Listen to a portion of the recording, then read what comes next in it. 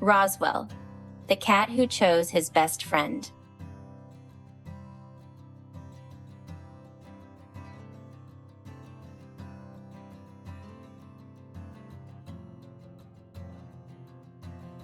It all began on an ordinary afternoon, in the most unremarkable of places under the wooden shed of a friend's yard. That's where he appeared, a small, skinny kitten, his fur rough and uneven, his body fragile and light as air. But his eyes told a different story. They were wide, glowing, and unafraid, as if he was ready to face the whole world. Those eyes seemed to be searching, asking silently for more than food or shelter. He was looking for someone. He was looking for home.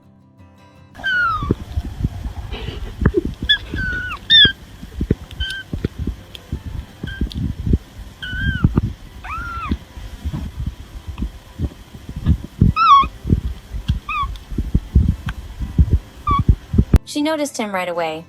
Something about the way he stood, so thin yet so defiant, made her heart ache. She was due to move in just a week, but she couldn't imagine leaving him behind. And so, with both hope and hesitation in her voice, she turned to the man who was her friend then, and would soon become her husband. "Can I take him with me?" she asked. Drew looked at the little stray, and without the slightest pause, he smiled. "Sure. Why not?" That simple answer changed everything.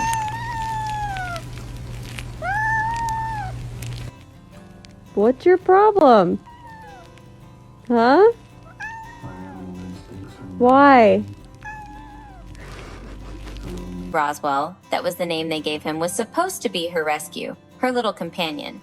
She thought she had found a friend who would follow her, curl up beside her, and love her the most.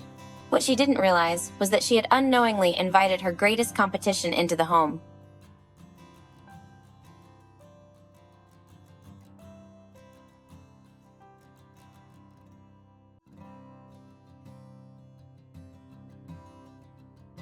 From the very beginning, Roswell was different with Drew. The first time their eyes met, it was as if some invisible thread tied them together. Roswell's gaze softened, his tiny body leaned forward, and in that instant, she felt it. She was no longer the center of the story. She would always be a part of Roswell's life, yes, but not the part that mattered most.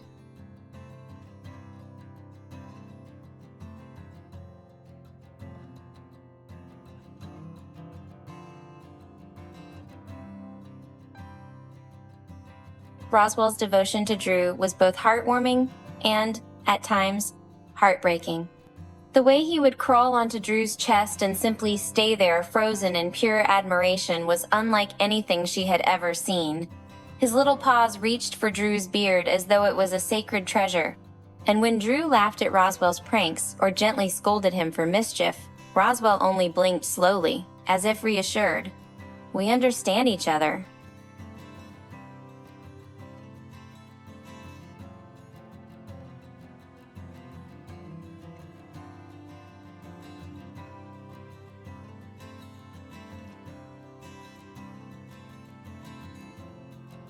It wasn't long before moments made the truth undeniable.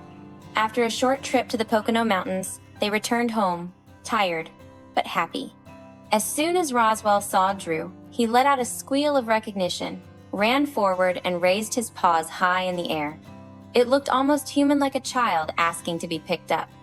And when Drew scooped him into his arms, Roswell pressed close, purring as though the world had finally set itself right again.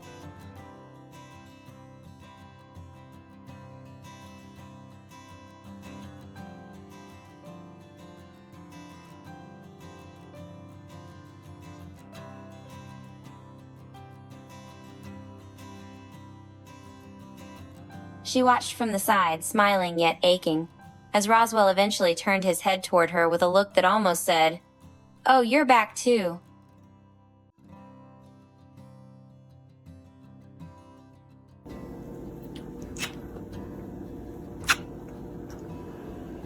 Oh, really? That sucks. She tried to bridge the gap. She reached out to pet him when he rested on Drew's chest, but his response was a glare sharp enough to sting. On their first wedding anniversary, she even went so far as to put on her white dress again, hoping to draw Drew's and perhaps Roswell's attention back to her. But there she sat on the couch, lace trailing at her feet, while her husband and the cat carried on with their endless circle of cuddles, laughter, and quiet understanding.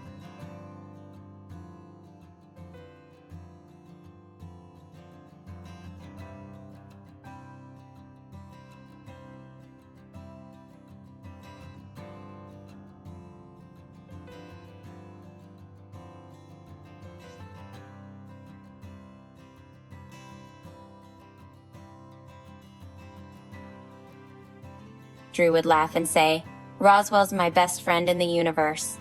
And the way Roswell nestled closer every time made it hard to argue.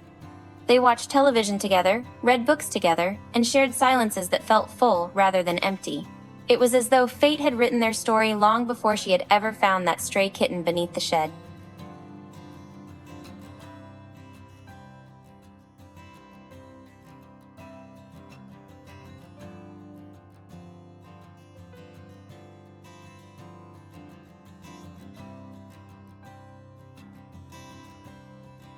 Of course, even the greatest friendships come with flaws.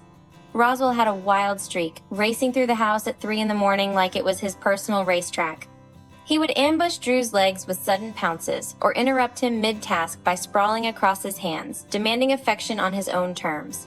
But even in those chaotic moments, the bond between man and cat never wavered.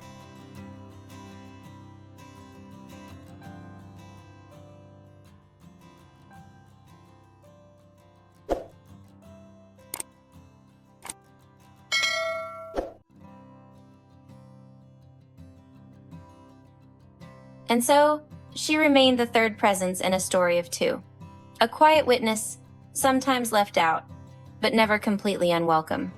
Deep down, she held on to the hope that one day, Roswell would make space for her in his heart, not as a rival, but as part of their little trio.